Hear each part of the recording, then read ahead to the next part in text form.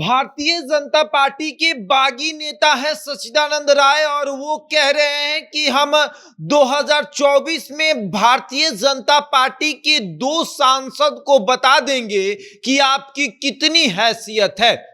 छपरा से निर्दलीय एमएलसी का चुनाव जीते सच्चिदानंद राय ने यह कह दिया है कि हम 2024 में भारतीय जनता पार्टी के 2 सांसदों को यानी महाराजगंज के सांसद और सारण लोकसभा क्षेत्र के सांसद एक हैं जनार्दन सिंह सिग्रीवाल और एक हैं राजीव प्रताप रूढ़ी, दोनों को वो चुनौती दे रहे हैं कि आप दोनों को हम बता देंगे कि आपकी हैसियत क्या है।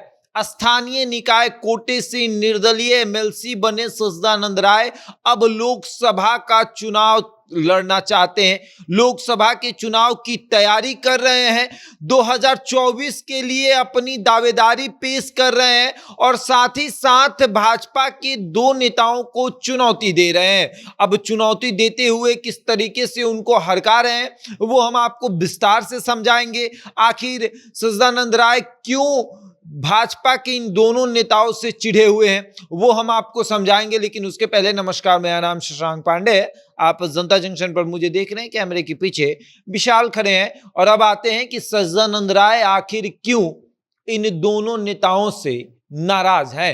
एक तरफ है आपको महाराजगंज के सांसद जनार्दन सिंह सिग्रीवाल दूसरी बार महाराजगंज लोकसभा क्षेत्र से भारतीय जनता पार्टी के टिकट पर सांसद बने हैं और ऐसे में जनार्दन सिंह सिग्रीवाल से सभी को दिक्कत है।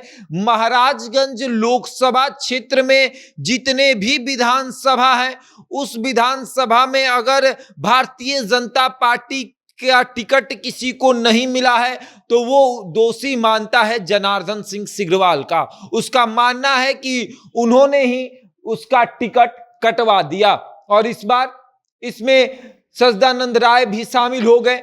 उनका भी मानना है कि हम स्थानीय निकाय कोटे से भाजपा के एमएलसी थे, लेकिन दूसरी बार जब टिकट देने की बारी आई तो जनार्दन सिंह सिग्रीवाल ने मेरा पत्ता काट दिया, उनके कहने पर मुझे टिकट नहीं दिया गया। और उसके बाद इसमें एक और नाम शामिल हो जाता है, वो नाम है राजीव प्रताप रूढ़ी का, क्योंकि छपरा से एमएलसी हैं और इनका जो क्षेत्र है कुछ महाराजगंज लोकसभा क्षेत्र में पड़ता है तो कुछ सारण लोकसभा क्षेत्र में भी पड़ता है। और ऐसे में सच्चिदानंद राय का यह मानना है कि इन दोनों ने मिलकर मेरा टिकट काटा है और अब हम इन दोनों को जवाब देंगे, जनार्दन सिंह सिग्रीवाल को भी जवाब देंगे और राजीव प्रताप रूढ़ी को भी जवाब देंगे।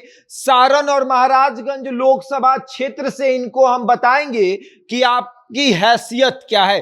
पहले तो सच्चिदानंद राय ये कह रहे हैं कि अगर महाराजगंज लोकसभा क्षेत्र से सच्चिदानंद राय ये बता रहे हैं कि अगर महाराजगंज लोकसभा क्षेत्र से जनार्दन सिंह सिग्रीवाल को उम्मीदवार बनाया जाएगा तो मैं मैदान में उतरूंगा और अगर उनसे बेहतर कोई भारतीय जनता पार्टी का कैंडिडेट होगा तब मैं मैदान में नहीं उतरूंगा, तब मैं सोचूंगा कि मैं सारण से जाकर चुनाव लड़ लूं।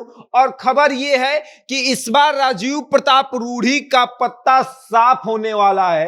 भारतीय जनता पार्टी इनको टिकट नहीं देगी बल्कि जनार्दन सिंह सिग्रीवाल को सारण में शिफ्ट करेगी।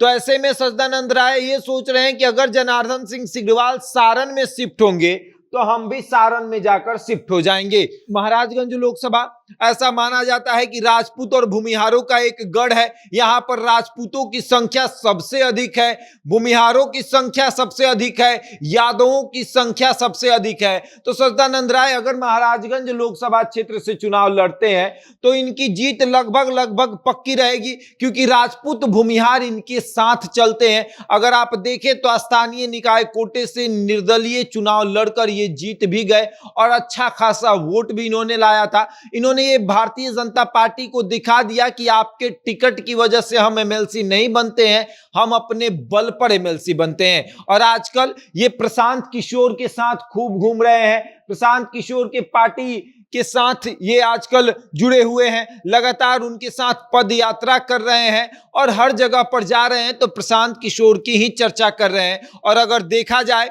तो अभी आप महाराजगंज और सारण में देखें तो दोनों जगहों पर राजपूत और भूमिहार जो हैं वो थोड़ा सा प्रशांत किशोर की तरफ जो है आकर्षित हुए हैं। और ऐसे में अब सच्चिदानंद राय ये सोच रहे हैं कि अगर हम जन स्वराज पार्टी, जो कि प्रशांत किशोर की पार्टी है, अगर उससे हम चुनाव लड़ते हैं तो हो सकता है कि 2024 में हम सांसद बन जाए।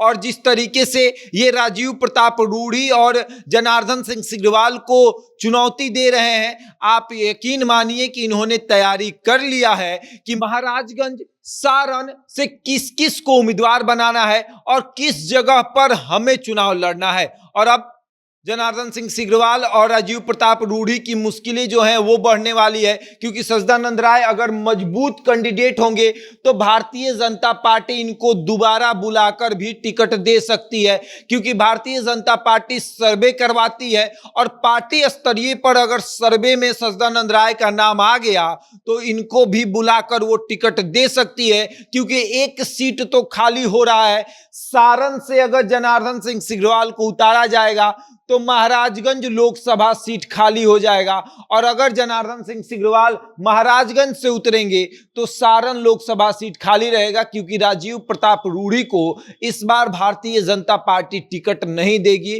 क्योंकि उनके तेवर बागी हो चुके हैं और बागियों को भारतीय जनता पार्टी अपने पार्टी में जगह नहीं देती है या फिर उसे टिकट देकर सांसद नहीं बनाती है। और अब देखने वाली बात यह है कि जिस तरीके से एक भूमिहार नेता, क्योंकि सच्चिदानंद राय भूमिहार है, और जिस तरीके से वो दावा कर रहे हैं कि हम सारण और नहीं तो महाराजगंज दोनों लोकसभा क्षेत्र में भारतीय जनता पार्टी का हैसियत बताएंगे कि आपकी क्या हैसियत है। कुछ दिन पहले ये माना गया था कि सच्चिदानंद राय राजद में या फिर जेडीयू में शामिल हो जाएंगे, लेकिन ऐसा नहीं हुआ।